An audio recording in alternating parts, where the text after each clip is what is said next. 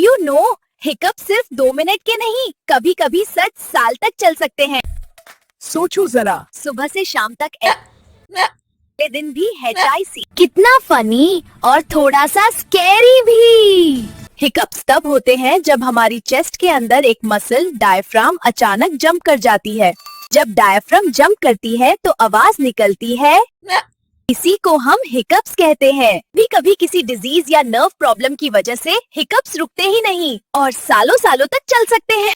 पर टेंशन मत लो बच्चों, ऐसे लॉन्ग हिकअप्स बहुत रेयर होते हैं। हमारे हिकअप्स यूजुअली जल्दी ठीक हो जाते हैं। तो नेक्स्ट टाइम आए बस याद रखना, साइंस भी इस पे हैरान है। वर्ल्ड का longest hiccup 60 years। Follow Mittu Kids more amazing facts.